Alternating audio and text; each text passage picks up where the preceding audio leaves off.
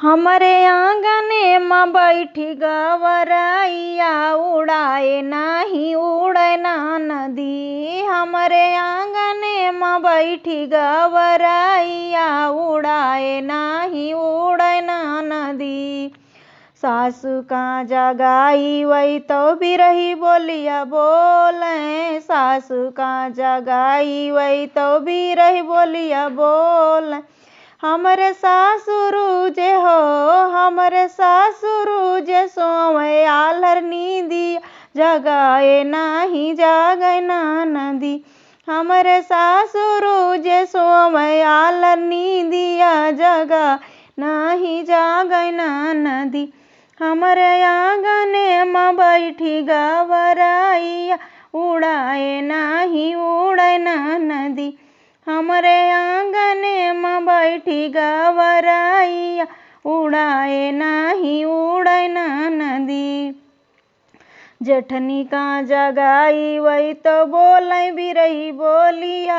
जेठनी का जगाई वही बोले बिरही बोलिया।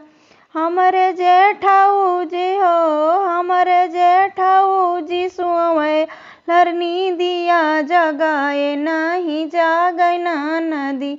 हमरे जेठाऊ जे सोवे आलर नींदी जगाए नाही जागे ना नदी।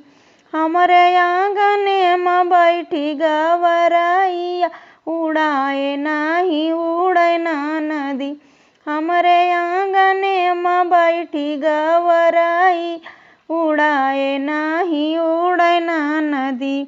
ननदी का जगाई वही तो बोले बिरही बोलिया। ननदी का जगाई वही तो बोले बिरही बोलिया। हमरे बालमा जे हो हमरे बालमा जे सोवे आलर नींदिया जगाए नाही जागे ना नदी। हमरे बालमा जे सोवे आलर नींदी जगाए नाही जागे ना नदी।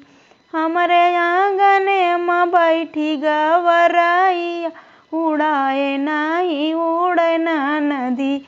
हमरे आंगने में बैठी गवरैया उड़ाए नाही उड़े ना नदी।